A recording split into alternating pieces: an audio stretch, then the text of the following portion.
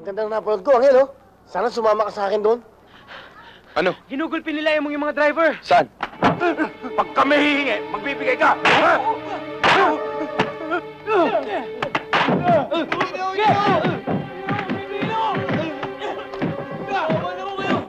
Oh, ha? Tandaan nyo to, ha? Ang hindi magbibigay sa akin, matutulad dito. Walang angel-angel sa akin. Tandaan nyo yan!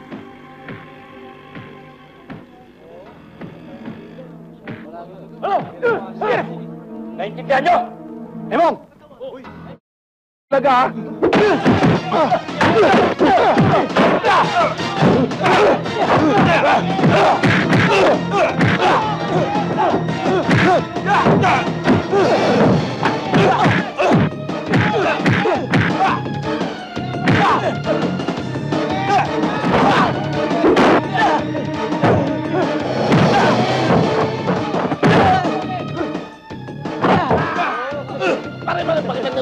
Ano? Tanggal!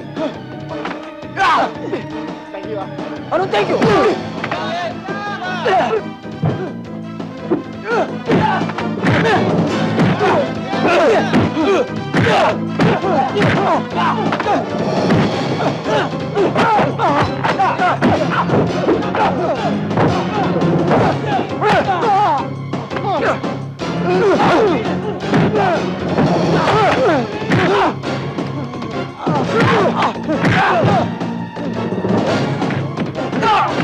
Tama na yan! Tara na!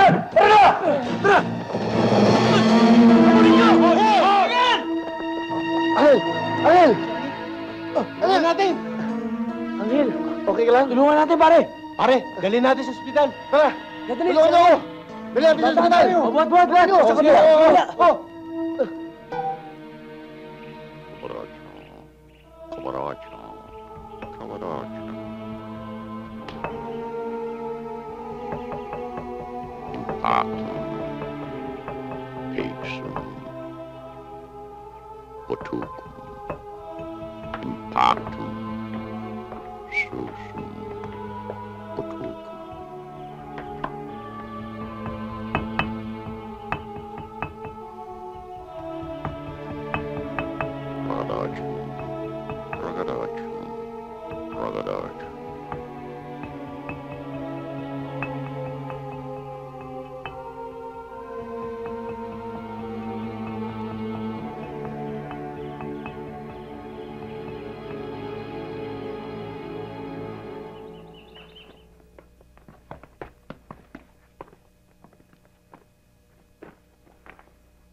Gardo, sabihin mo kay Senyor Ismael na i-deposito sa account ko ang parte ko. Opo, Apo Roman. At mag-iingat ka. Malaking halaga yan. Anong nararamdaman niyo, Tay? Hindi ako makahinga.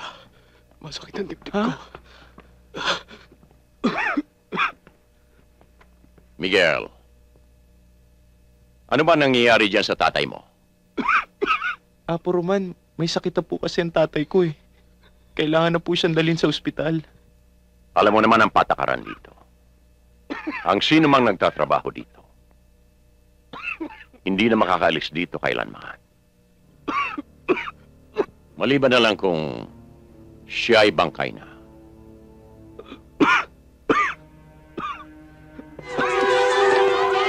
Katawan niyo ako! Alis ka dito! Mga kawit ba yan, mga salbosa!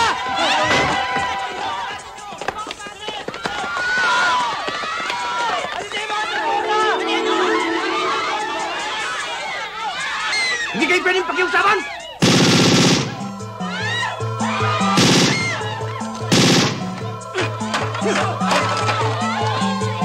Makinig kayong mabuti! Binibigyan namin kayo ng ilang araw lang para lisanin ang lupa ng mga salbosa! Naintindihan niyo ba? Andiyan ho sila, Jack!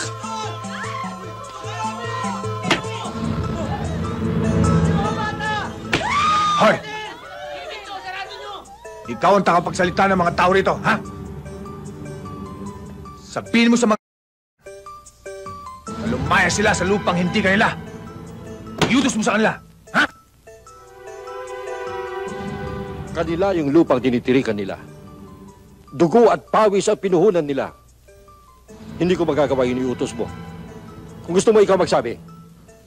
Matigas ka, ha? Palalambutin ko ngayon ang tuhod mo. Diyos na mawain. Diyos ko patawarin, Jess. Kamuntik na ako maging kriminal. Kamuntik ko nang ilagay sa aking mga palad ang batas. Kamuntik nang mabahiran ng dugo ang aking mga kamay. Chong, yung totoo. Totoo! Kung hindi ako nagpagpigil, nasuntok ko yun. Sipa! Natadyakan! Kiko, yung totoo. Kaya hindi ko nga ginawa eh. Dahil marami sila. Kaya nagpasensya ako. Eh kung ako hindi pagpasensyahan, mahirap na. Kayo naman, oh. Hindi naman ganyan kwento nyo kanina eh. Ang kwento nyo, kayo unang tumakbo. Ganun ba? Oo. Yung ganjak na yan eh. Pagdating, eh, marami kasama. Putok dito, putok doon, sipa dito, sipak doon. Talagang binulabog ang mga tao. Hindi pa sila nakontento ron. Pumunta sila sa pinagtatrabahuan namin, binubog si Mang Caryo.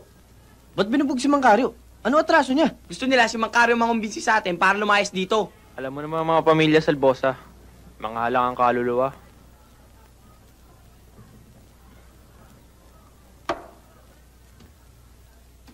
Palagay ko dumating na ang panahon na kinatatakutan ko. Dahil ayoko makabangga ang mga kapatid at ama ni Lisa.